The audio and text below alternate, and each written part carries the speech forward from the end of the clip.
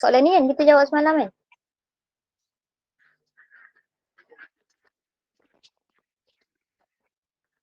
Okay, so Assalamualaikum dan selamat datang. Okay, so kita akan discuss soalan mock PSPM yang kita dah jawab semalam. Okay, betul tak soalan ni? Labuan number 6. Betul? Betul. Okay, so soalan yang pertama adalah state where myoglobin can be found and explain briefly its role as oxygen storage. Jadi, kat mana kita boleh jumpa myoglobin ni? Jawapan dia adalah kat mana? Tempat yang perlukan banyak energi, mana? Skeletal muscle ataupun skeletal tissue. Okay, satu markah. And then this will briefly explain its role as oxygen storage. So yang ini kita biasa compare dengan oksigen, betul tak? Jadi kalau just explain, tengok berapa markah bagi, ada lagi 2 markah. Jadi kena ada 2 point lah exist. So point yang pertama adalah myoglobin ada apa? High affinity ke low affinity?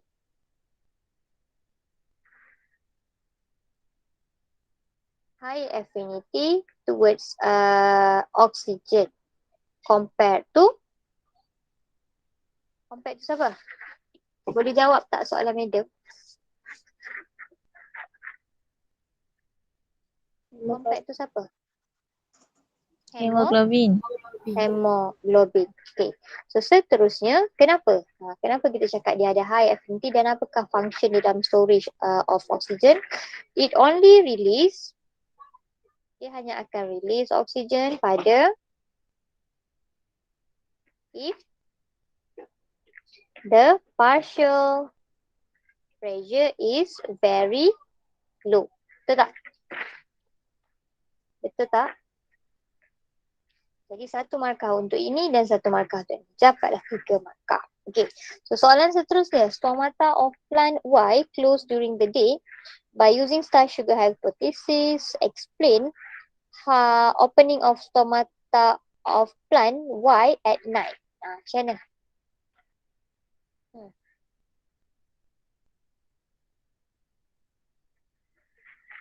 Sugar convert to starch. Starch. Sugar convert to starch. Yang satu ni.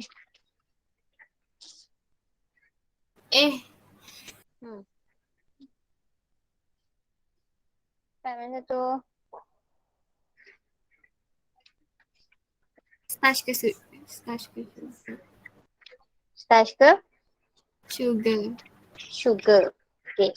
Jadi yang ini adalah starch sugar hypothesis. So, opening of stomata. Okay. So during dia cakap stomata Y close during day kan, dia cakap kan, tapi dia cakap open at night. Okay. Jadi kalau tengok, okay, so carbon dioxide is big, reduce its concentration, pH rise, and then dia cakap starch is converted into sugar. Okay, kalau yang kita belajar biasa, dia kata close of stomata waktu malam, waktu tu adalah sugar converted to starch. So sekarang dia kata waktu malam stomata tu open. Jadi apa yang berlaku waktu malam dekat sini adalah starch yang converted jadi sugar. Faham? Faham? Faham. Okay. And then apa yang berlaku bila starch converted into sugar, water potential jadi apa? Low, ni decrease ke high? Decrease lah kan? No. Decrease. Water potential akan decrease but sugar soluble in water. And then gut cell become rigid and forced to open. Okay, so apa reason benda ni boleh berlaku adalah apabila kita punya ataupun plant punya pH rises. Okay, jelas cakap tu. So mana-mana 3 point bolehlah dapat 3 markah. Jelas?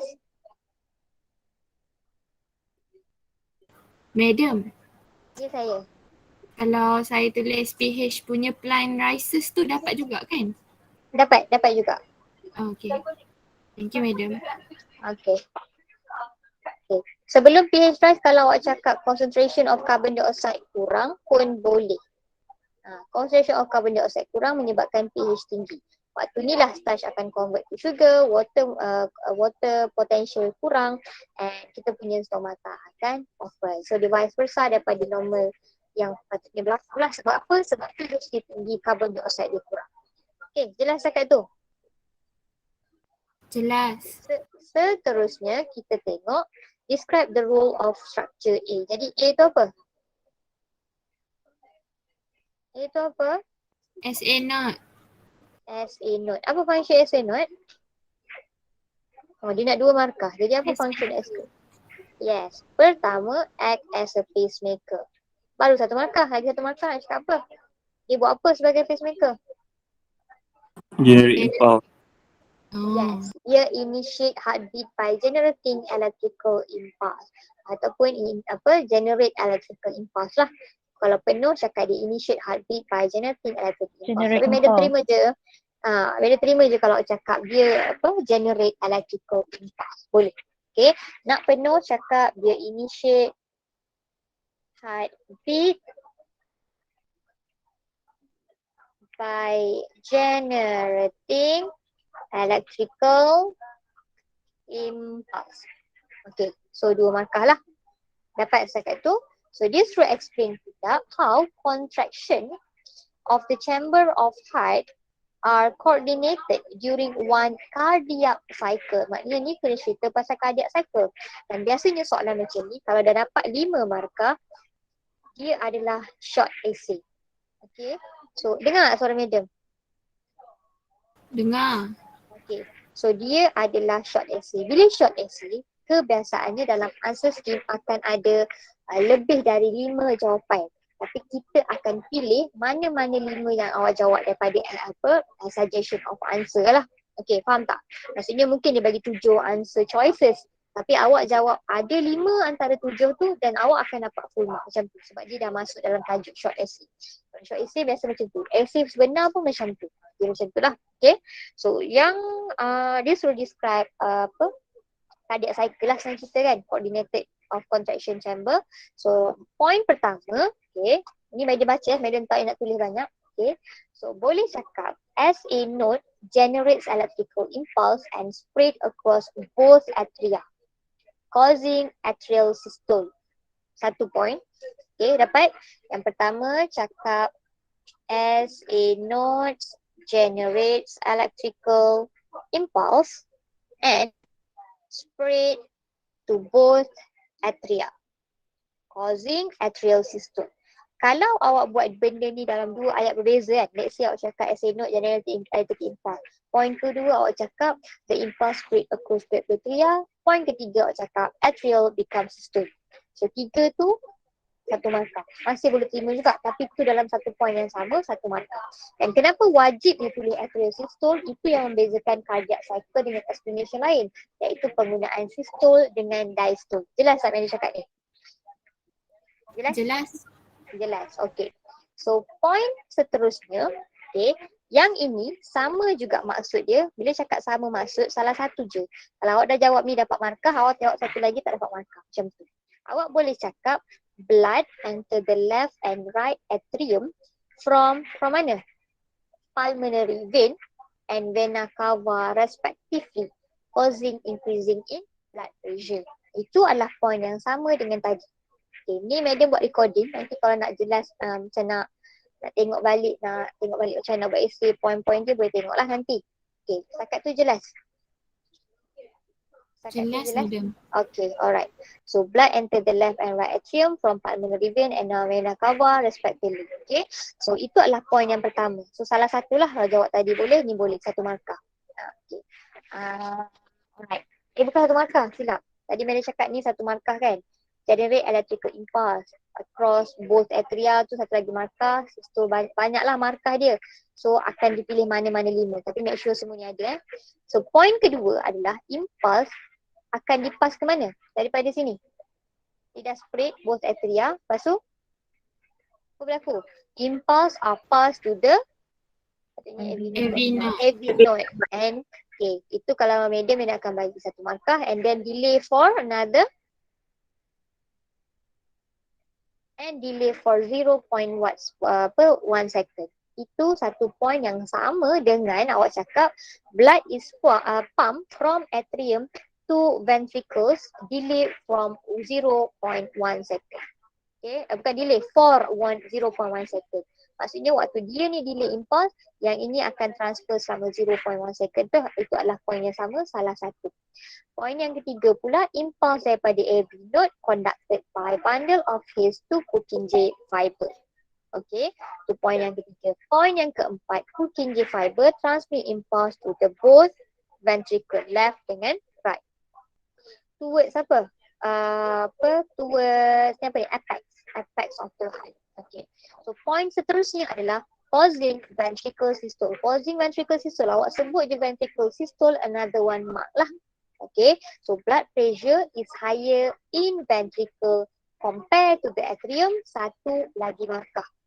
So last kali aku buat rasa.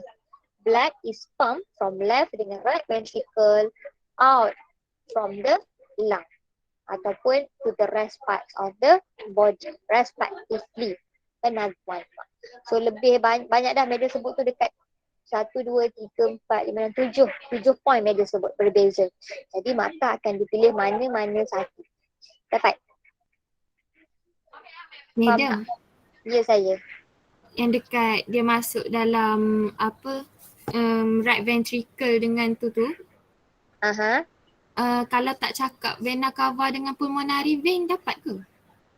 Yang mana masuk dalam atrium ke ventricle? Ventricle. Ventricle, vena cava dengan pulmonary artery. Masuk dalam ventricle? Masuk sini? Atrium. Ventricle, atrium kan? Masuk dalam Atrium. maksudnya awak tak cakap SA node generate electrical impulse break tu tak cakap. Yang tu cakap cuma Yang tu adalah markah yang sama dengan both blood enter left dengan right atrium daripada pulmonary vein dengan vena cava. Markah yang sama. Maknanya kalau awak dah tulis tu awak tak dapat markah yang ni. Sebab dia adalah point yang sama, maksud yang sama. okey. Faham maksudnya dia? Okay. Tapi in case lah awak tak jawab generate electrical impulse, awak jawab ni je kan. Paper tulis dari mana dia masuk. Sebab takkan tiba-tiba blood tu masuk. Cakaplah daripada mana dia masuk, daripada ke mana dia keluar. Macam tu juga bila cakap blood pump out daripada ventricles, pergi ikut mana, boleh disebut aorta dengan pulmonary artery. Boleh sebut macam tu. Jadi baguslah. So dia depends on answer scheme sebenarnya. Kadang-kadang tak ada. Kadang-kadang tak nak pun. Kadang-kadang dia nak. Tapi kalau jawab nak. Kalau jawab tak pernah salah lah. Kalau tak jawab tu kita takut. Jadi better precisekan lagi, detailkan lagi lah jawapan tu. Faham? Faham madam. Okey, seterusnya adalah okey, ni dah dapat 5 markah. So soalan B pasal plant. Okey.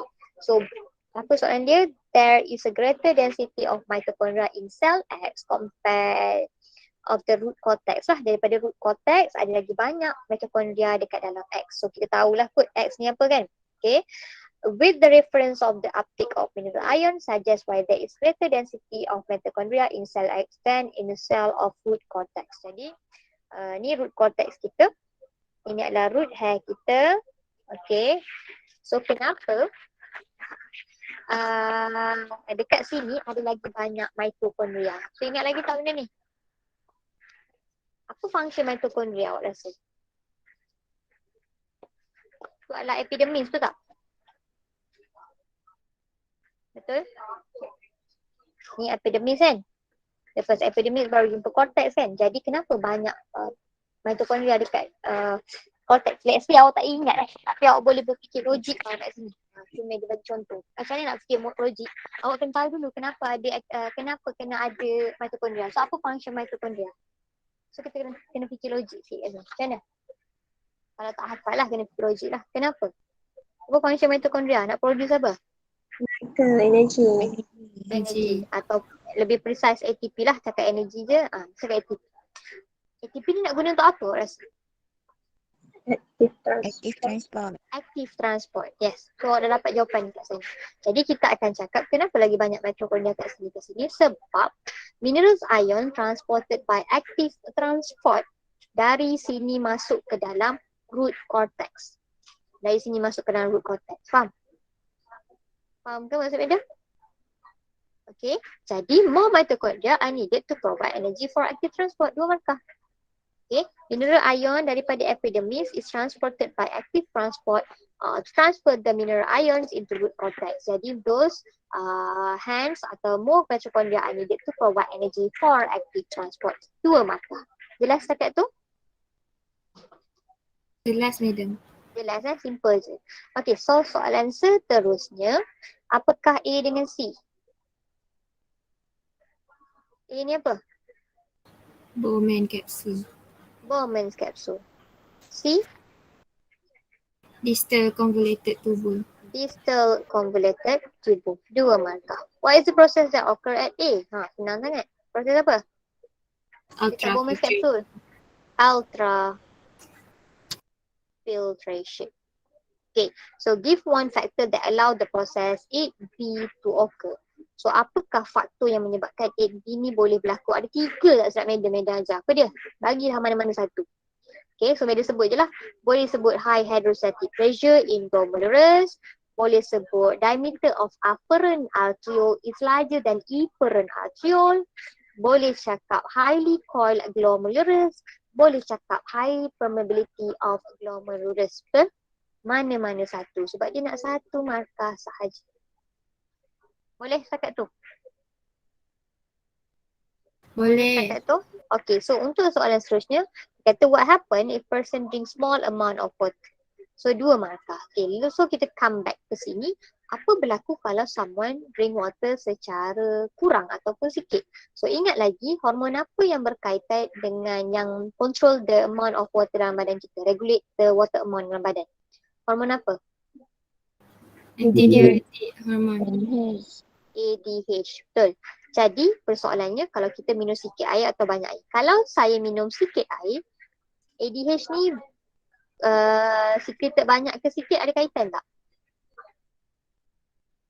Kaitan tak? Tak Media cakap kalau minum air sikit ADH pula banyak. Minum air banyak ADH pula sikit. Ada tak Media pernah ajar macam tu? Tak. Tak ada. Media tak ajar. Sebab dua-dua condition ADH will be secreted by posterior pituitary gland. So cukup sekadar awak cakap kalau minum small amount of water Media cakap more ADH are secreted kan? Ya. Betul tak? More lah kan? More ADH are secreted. Jadi bila more ADH are secreted, okay, dia akan increase or decrease the probability of collecting duct water. Increase. Increase. Okay. So kalau tak sebut more pun, fokus kita adalah dekat dia punya permeability lah. Okay, so more ADH kat sini akan increase permeability of water. Kalau increase permeability of water kat sini, air akan reabsorb masuk ke dalam interstitial fluid kita. Jadi baki air, remaining water in the kita punya collecting duct is small amount lah. Jadi urine yang produce adalah silap lah Media tulis kat sini. Collecting duct kita dia tak lukis kat sini tu tak? Okay. So bila banyak air reabsorb, urine formation kita akan jadi sikit ke banyak? Sikit. Small amount and concentrated. Itu kena apply pada tu sendiri. Awak minum air sikit, adakah awak akan buang air dengan banyak? Tak. So tahulah. Okay. Sebab apa dia perlu reabsorb? Untuk simpan air dalam badan kita. Sebab kita minum air sikit, tak cukup air. Jadi kita kena banyak air. Okay. Itu je lah kalau Media mengingat. Dan senangnya minum air sikit, hasil dia sikit. Jadi kat sini mesti kurang. Banyak yang keluar. Nak terbalik macam tu pun boleh. Ikut awak lah. Okay. Minum air sikit, banyak ADH akan keluar. Minum air banyak, ADH keluar juga. Tapi dia akan lesskan permeability dekat kita punya collecting duct. Jelas dekat tu? Jelas. Mana-mana 2 point boleh terima. Increase permeability of collecting duct. More water is reabsorbed. Small amount concentrated urine is produced. More ADH are secreted. Awal-awal tadi lah. Ada 4 point yang dia bagi. Awak pilih lah mana-mana tu. Okay, seterusnya. Figure 9 below shows the impulse transmission in the neuromuscular junction. Okay, so soalannya adalah what is X? X tu apa? Macam bentuk apa tu? Yes, mitokondria. So apakah function X dalam neuromuscular junction?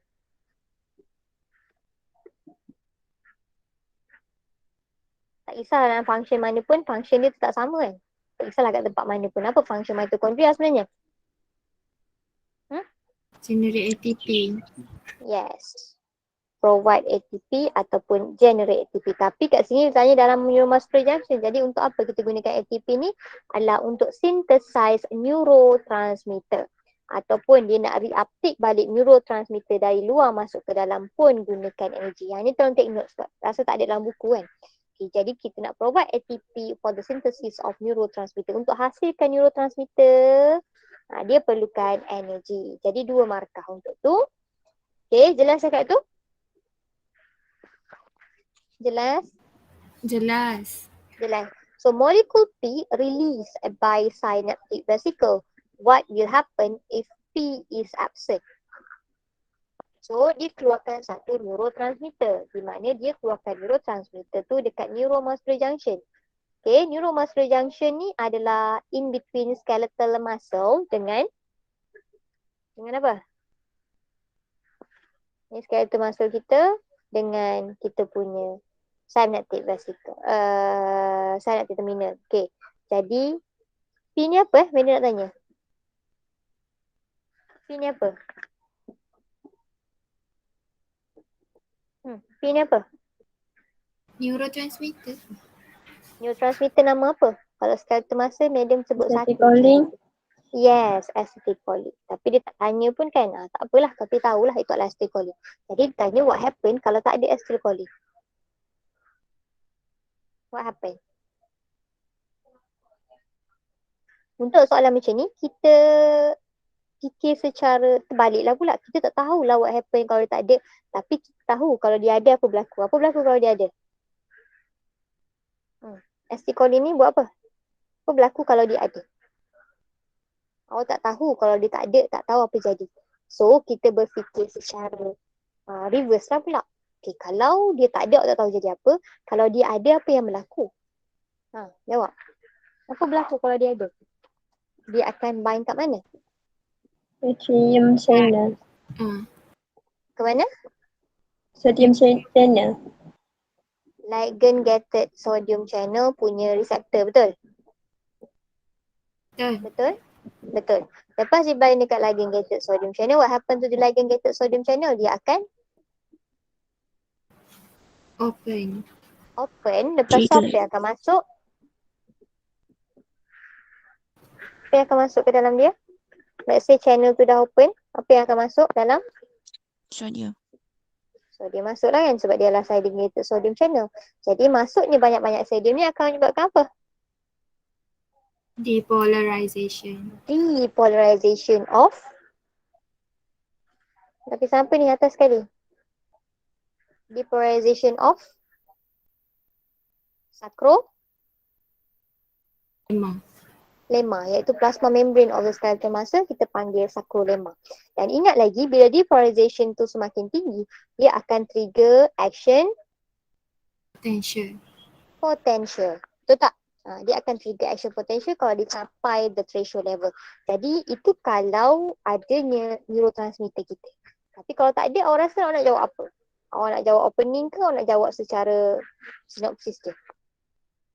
Kalau awak nak jawab apa? What will happen if P is absent ataupun tak ada? What happen? Cepat.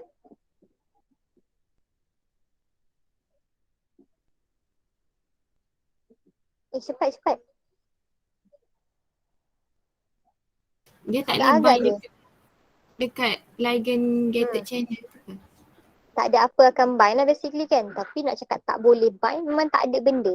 Jadi kita kalau sebut nothing will bind, macam tak cukup, faham tak? Effect dia macam tak cukup kalau tanya medium, betul tak? Kalau medium tanya awak lah.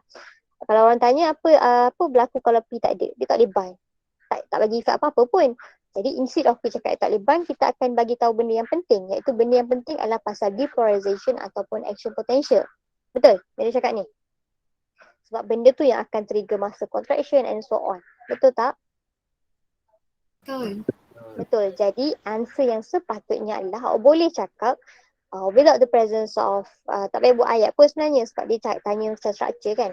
So dia kata what is P is absent, boleh cakap depolarization of sarcolemma is not occur. Okay. Depolarization of sarcolemma not occur. Jelas. Ataupun action potential pun boleh juga lah. Tapi dia start with a depolarization. Kalau kita setakat cakap dia tak boleh bind, baru tu tak cukup lah sebenarnya. Sebab obvious lah apa yang dibuat dengan bind kan. Yang penting adalah depolarization dengan action potential kat situ. Okay, jelas tak setakat tu? Jelas. Alright.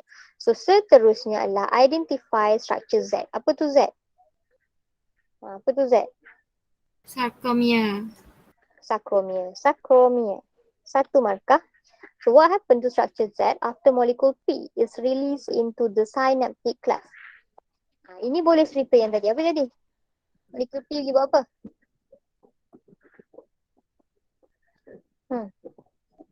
Dia tanya molecule P release, apa berlaku dekat Z. Tapi ada dua markah je nak cerita. Macam mana tu?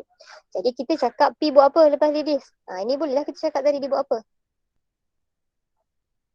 Bind dekat ligand. Bind dekat receptor of ligand gated sodium channel. Satu markah. Itu kerja dia. Jadi apa berlaku lepas tu?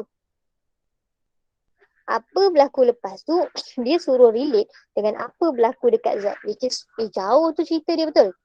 Jauh sangat cerita dia daripada dekat sini masuk dengan apa berlaku dekat Z. Z ni, kalau apa-apa berlaku, dah kepada sliding filament teori tu betul tak? Tapi tak payah cerita semua tu. Dia nak dua markah. So pentingnya bila kita jawab soalan ni, tengok berapa markah. Jadi kat sini kalau madam akan jawab. Tadi ada jawab kan, molekul P bind kepada reseptor of ligand gated sodium channel and causes the opening of ligand gated sodium channel. Bolehlah satu markah. Okay.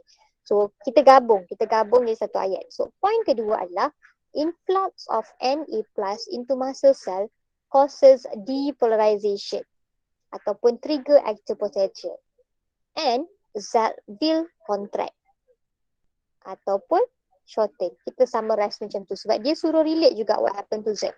Kalau tak cakap Z to shorten ataupun contract, jadi awak mungkin hilang markah sebab dia suruh kaitkan juga. Kalau tak cakap depolarization ataupun action potential pun tak boleh juga sebab itu yang menyebabkan Z, our Z is contract. Faham tak?